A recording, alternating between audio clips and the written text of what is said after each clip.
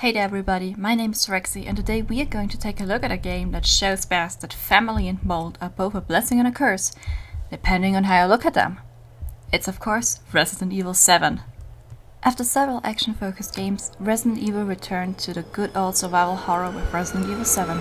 Released in 2017, it was the 7th main game of the franchise and its 24th game in the series altogether. The game also introduced a whole new main character, Ethan Winters, a basic guy like you and me. I mean, not like me. I'm not a guy, but I'm pretty basic. Hashtag I love Taylor Swift, hashtag I love Stranger Things, hashtag Starbucks for life. Actually, no, I've never been inside a Starbucks. The drinks are sugar bombs anyways. Oh.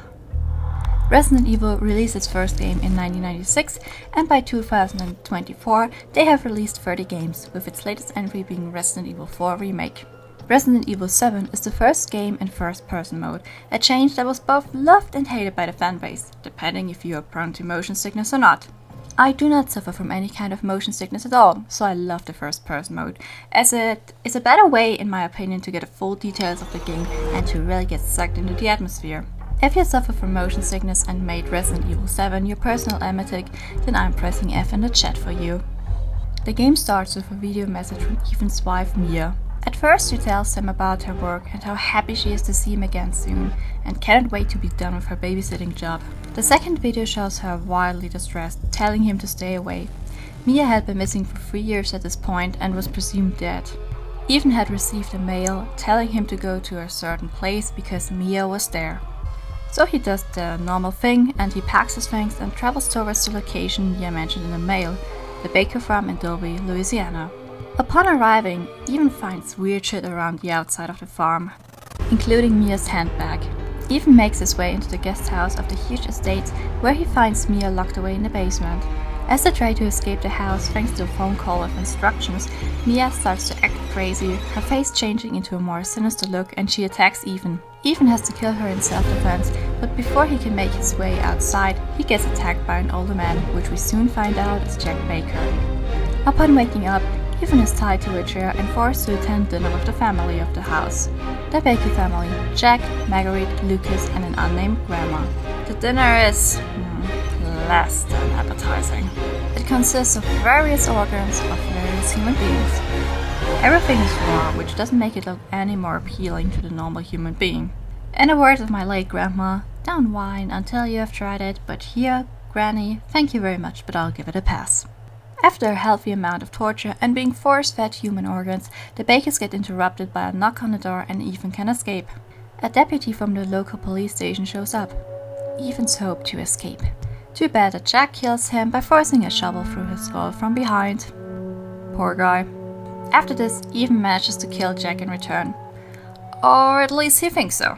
Because of a reason unknown at this point of the game, Jack and the rest of the family have increased regenerative abilities and not even death can stop them yet. Ethan has to leave the house and flee into the yard to get further away from the Bakers, but this proves itself to be a difficult adventure, as the house is filled with puzzles for him to solve. Ethan is also constantly being stalked by Jack. Now that would be bad enough, but you know what makes it worse, dear watcher? Bioweapons! Upon entering the basement for the first time and getting further into the house, Ethan is greeted with a shit ton of mold growing in it, and monsters, the so-called molded, growing out of it at an alarming rate for anyone who has a sliver of self-preservation inside of their bodies left, which Ethan doesn't have. In the basement, Ethan kills Jack again, this time by cutting his body in half with a chainsaw. Groovy, if you ask me. From this point on, there are also some visions of a little girl running around certain places on the property. Who is this girl? She wasn't at a dinner table. Finally, by obtaining the last piece of a puzzle in the basement, Ethan makes his way into the yard, where, inside of a trailer, he gets another call from the woman who had called him in the guest house before and at other parts of the main house. She had revealed herself to be Zoe, the daughter of the family, and the only one who hasn't turned nuts. She also tells Ethan that they are all infected with the mold growing inside of the house and that he has to get something to make a cure for Zoe and Mia, who is alive, and they all want to escape. Once he would find the ingredient, they would meet up at the trailer to make the serum to heal them. The key to the cure is in the hands of the mother, Marguerite. She is inside of an old, partly collapsed house and is clearly not amused by Ethan being there.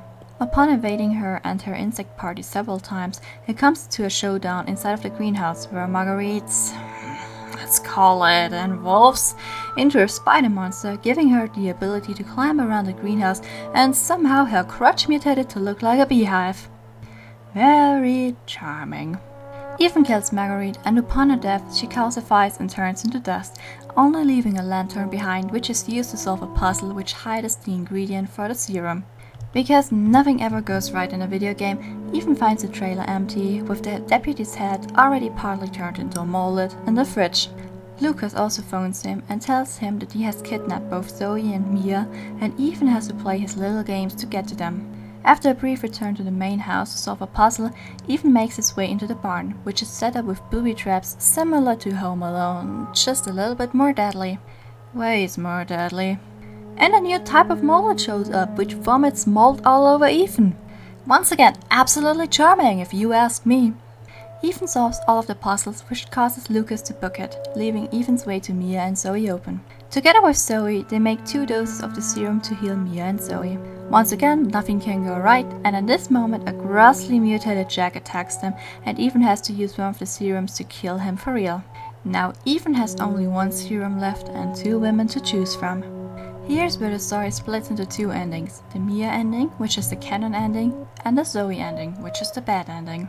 In the Zoe ending, Ethan gives Zoe the serum and escapes with her via a little boat into the swamp.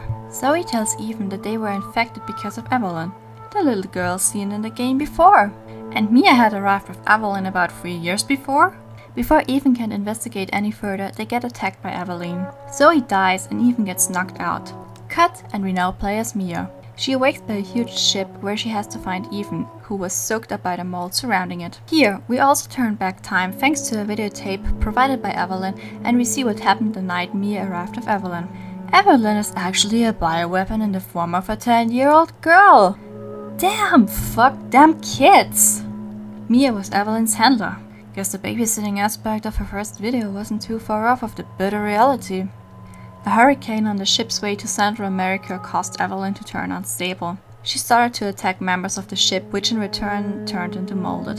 But not Mia, which she sees as her mother. Evelyn at this point had developed an obsession with having a family. Once Mia gets infected too, she records the second video for Ethan, which is seen at the start of the game. Mia gets thrown off of the ship, and together with Evelyn, they get rescued by Jack Baker, who happens to stumble upon them after checking on his property for damage after the hurricane. And we have all been able to see how this turned out for the Baker family. Back to present time, Mia finally manages to find Ethan, and the perspective switches back to him. Mia hands Ethan a vial with Evelyn's CNS, but Evelyn takes over Mia. She couldn't stand a betrayal by her husband, and together with Evelyn's power, she is too weak to withstand them. Ethan is forced to kill Mia at this point, and this time for real. Here, the story merges with the other ending. In the Mia ending, Ethan gives Mia the serum to escape, and Zoe is having a bit of a mental breakdown. Ethan promises to send help, and the Winters escape via a little boat into the swamp. In the swamp, they reach a huge ship, which is seemingly deserted. Mia and Ethan get attacked by Evelyn, and the same things as in the Zoe endings happen. Mia has to fight her way through the ship, watches the video, finds Ethan. But this time around, Mia can withstand Evelyn long enough to make Ethan lock her in the ship for his own sake. Here, the story merges once again. Ethan makes his way off the ship and stumbles upon an abandoned salt mine. In there, he finds a laboratory where the information is revealed that Evelyn is a bioweapon, can infect people with mold and brainwash them. The mold also gives them insane regenerative abilities, as we saw in Jack, and extreme mutations, as we saw in Marguerite. Lucas, as it turns out, worked with the same company that made Evelyn, and after giving the serum to, just pretended to be under the influence of Evelyn. Which is really fucking weird if you ask me. Imagine living off of human organs for years for the lols? What the hell, Lucas? Ethan makes a toxin to kill Evelyn for good with the vial Mia gave him, and heads back to the main house to finish her. Evelyn tries to throw him off with attacks and hallucinations, but Ethan manages to inject her with the toxin. Evelyn crumbles apart, and it is revealed that she was the grandma all along. After this, she mutates and turns into a huge monster. Ethan is able to kill her thanks to someone throwing a special gun out of a helicopter. With Evelyn dead, the helicopter holds still and men come out of it. One of them reveals himself to be Chris Redfield, working for Blue Umbrella. What? In the Zoe ending, Ethan gets taken away by helicopter. A few of Mia's belongings are with him, but in his grief he tosses them out. In the Mia ending, she gets rescued by Redfield's team, and together they fly away to safety. By the way, in one of the DLCs it is revealed that Zoe did get rescued too. But how? That's something I'm not going to talk about right now. Before I get into more detail of the game, I want to let you know that this game was my personal introduction into the Resident Evil gaming series. This game shaped my opinion on the series and was also a great second game to play in the horror theme, with my first one being Outlast. Of course I previously had heard about Resident Evil, but I was more into types of games like Fallout, Far Cry and Pokemon. Something that's insane to think about are the healing abilities of the Baker family due to the mold. Jack can walk around with half of his skull exposed, get sliced in half like a watermelon in Fruit Ninja, and still appears to be mostly fine. We don't talk about Margaret Smith and Crutch, even though I have the feeling you would love if I were to talk about it, you bunch of sickos. Due to the fact that I have an undying need to research things and then read 20 different websites and go down a rabbit hole on Wikipedia, I did a lot of reading about mold. Now, there are many kinds of mold, ranging from the one on your food if you aren't careful, to the one in the walls if you get water damage, to the ones we use in medicine, like penicillin. The most toxic one is black mold, and knowing that the mold inside of a baker's house is as black as my humor, I'm going to take it as a reference for my thoughts about the mold. Now, as we also know and have probably played it, Resident Evil Village does deepen the lore on the mold and where it came from and how it works. Since this video is about Resident Evil 7, I'm not going to bother with the lore from Village and just focus on the knowledge we have on hand, apart from a little tiny thing where it's very important, but in a future Village video we will talk about it more. Black mold feeds and grows on materials that contain cellulose, which is in wood, drywall, but also in the fiber in fruit and vegetables, as it is part of the cell wall. Black mold also loves to grow in damp areas in warm temperatures, such as bathrooms, basements, or places of a house where there is water damage. But you know what is also a damp area with warm temperatures? A swamp. You know where the Baker estate is located? In a swamp. And from the moment where Jack bursts through a wall really early in the game, we can be sure that the house isn't made out of stone but rather drywall and wood. And I'm starting to see a pattern here, and I'm not sure if I like it or not. Now, black mold isn't deadly per se, but if you're sensitive to it or allergic to it, you can and will notice it if mold is around you, due to symptoms like sneezing, coughing, nasal congestion, red eyes, or worsened asthma if you suffer from it. Now, let's talk about the game again. Our first real touching point with the mold is when Mia goes crazy and her face changes from normal to crazy in mere seconds. How is this possible? Well, seeing her husband for the first time in 3 years is sure to give her the surprise of a lifetime, and she must have had a lot of emotions about it. Mia is controlled by Evelyn, and Evelyn probably picked these emotions up. When they try to flee, Mia turns crazy because of Evelyn's influence. At one point, we can see her face up close, and it has gotten a lot darker. Now, my theory here is, Evelyn controls them all, yeah? Now she detects Mia's big emotions and realizes that something is going on. So she increases the stress level inside of Mia to make sure she stays put.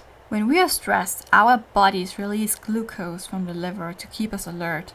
This is also a reason why you are often hungry after a panic attack and why you feel tired. Now, what have glucose and cellulose in common? They are both types of sugars. Now, glucose and cellulose are both different kinds of sugars. Glucose is a monosaccharide, and cellulose is a polysaccharide. A polysaccharide is made out of many monosaccharides, at least 11 of them. This can also explain why the mold is growing in mere seconds inside of Mia. It is on the hunt for more saccharides to feed itself and takes over her body quickly. Because of this, the content of mold inside of her body increases for a period of time, making it harder for her to resist Evelyn and fall victim to her control. Since we all know what mold likes, warm temperatures and a wet surrounding, the human body, with its average temperature of 36 degrees Celsius and an average made out of 60% water, it is a perfect place for mold to grow. Also, by the way, remember this fact, your bones are always wet.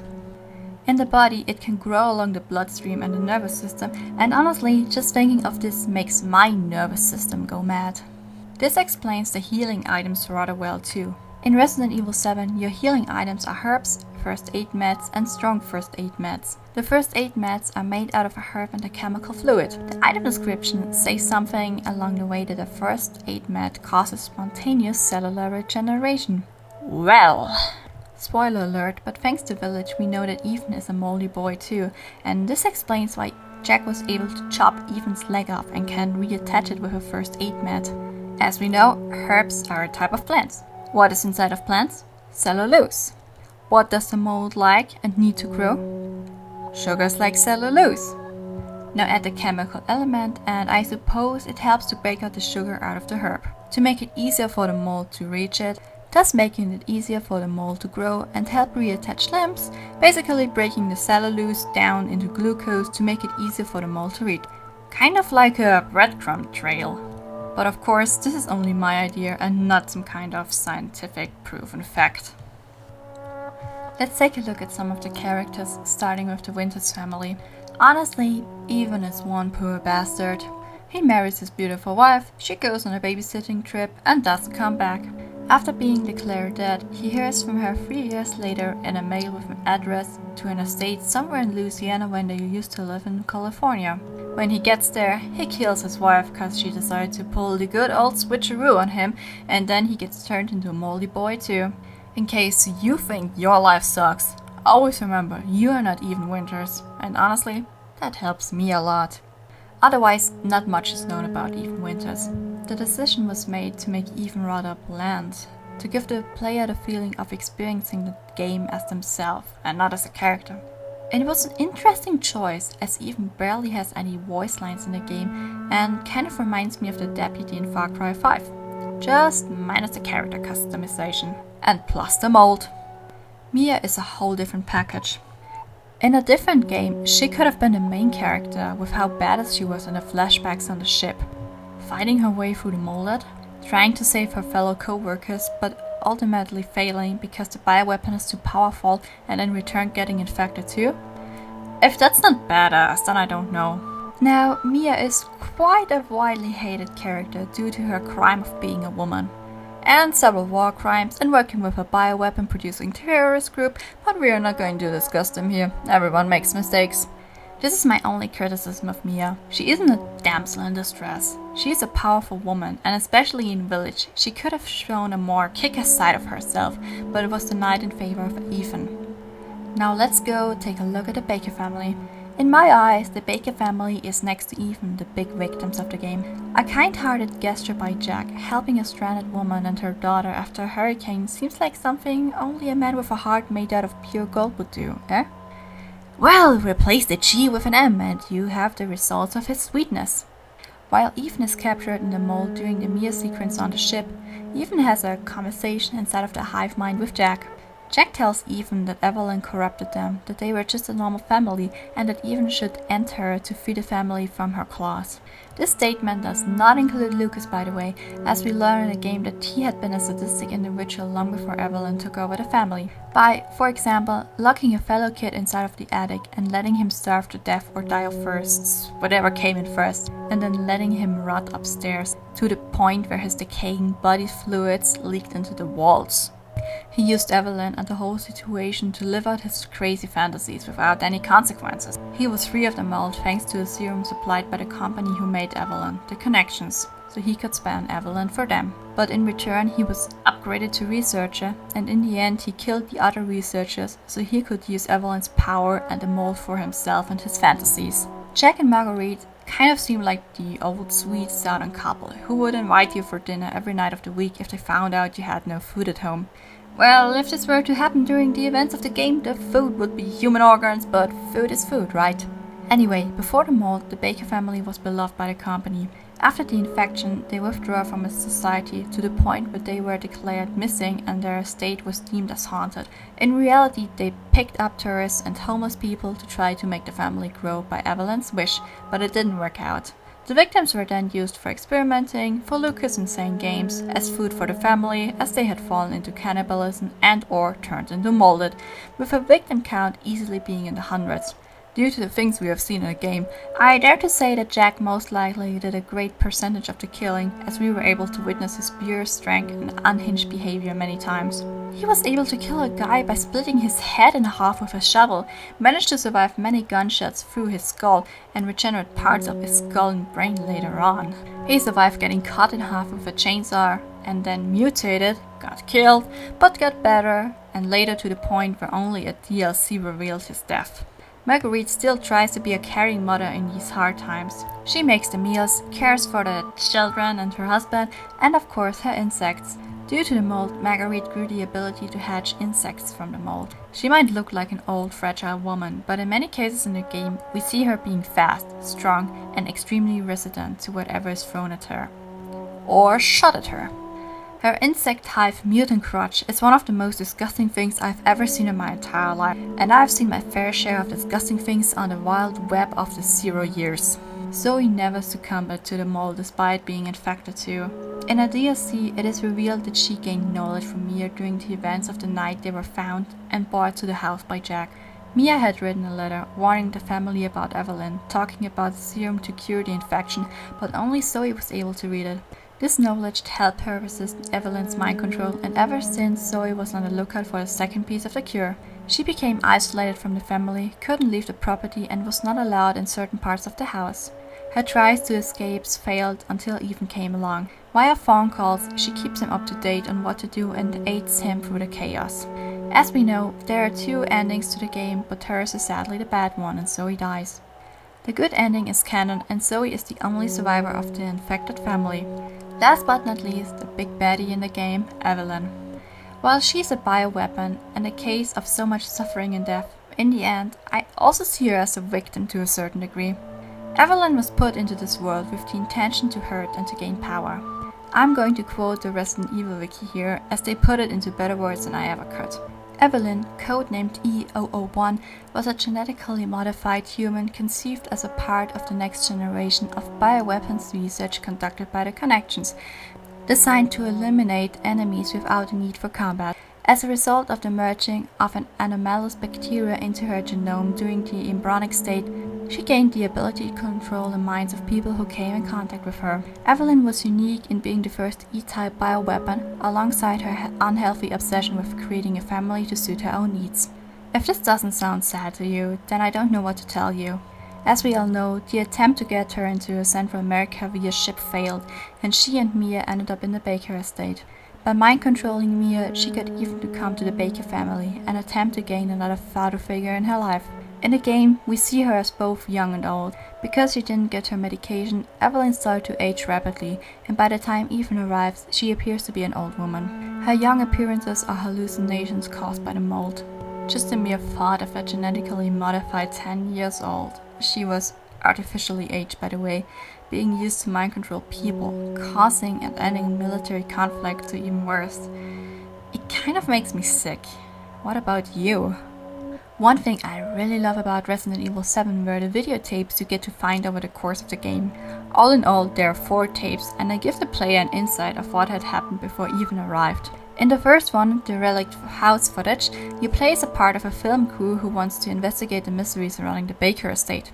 Spoiler alert, all 3 members of the crew die. With this footage, one can reveal the location of an antique coin, but we'll come to the coins later on.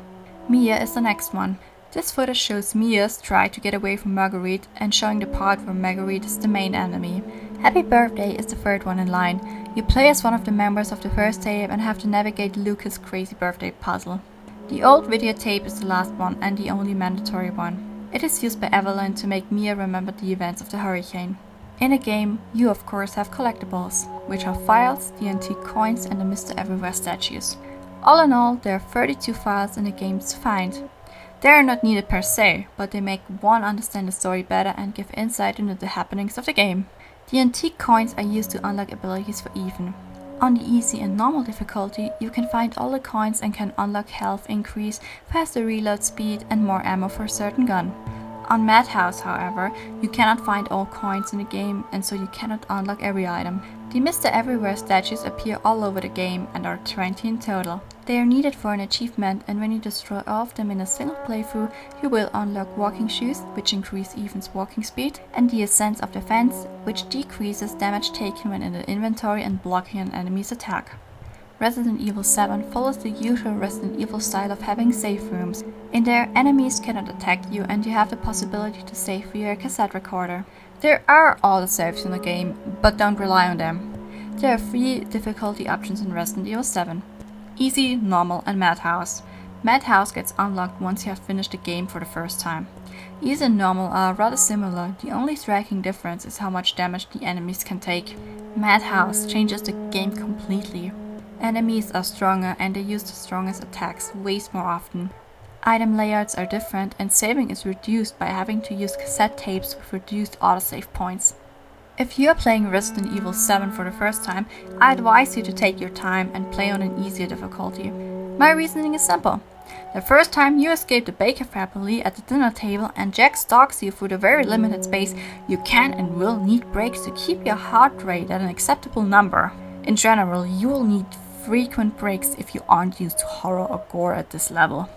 So far, all of my playthroughs have taken me between 4 and 6 hours, depending on my general state of mind, doing collectibles or not, and if I was streaming or not. Trust me, the game is way more fun if you have people by your side who will laugh at you if you get scared. And now, to round things up, here's a quick overview on Resident Evil 7. Resident Evil 7 opened up a new chapter on the Resident Evil book, turning back to its roots with horror instead of a focus on action. The game was my introduction to the Resident Evil series and has been my measurement for other horror games ever since. If you cannot scare me as much as Jack Baker bursting through a wall or Marguerite's mutant crutch, then you aren't scary. The game map isn't big per se, but the reduced space induced a claustrophobia I previously had never felt. Behind every corner can be an enemy, and the first-person view identifies the feeling of being trapped in the house. This is extremely intense during the first hours of the game until you make it out into the yard, which feels like a breath of fresh air. Despite having played through the game many times, it still manages to scare me good, and I haven't even attempted to play Madhouse yet. I'll leave this to the hardcore gamers who fear no god, no government and no Jack Baker. If you want a horror game that scares you and makes you unable to sleep well, then Resident Evil 7 is a game for you. There isn't a single moment where you feel safe in the game, even the safe room feels intense. First time I ever played the game, I didn't know about the concept of safe rooms and was afraid that Jack Baker would burst into the first one any given time. I spent a lot of time in the crawl space underneath the house. Big thanks to the people who helped me make this video. My name is Rexy and this was my video on Resident Evil 7. Thank you very much for watching.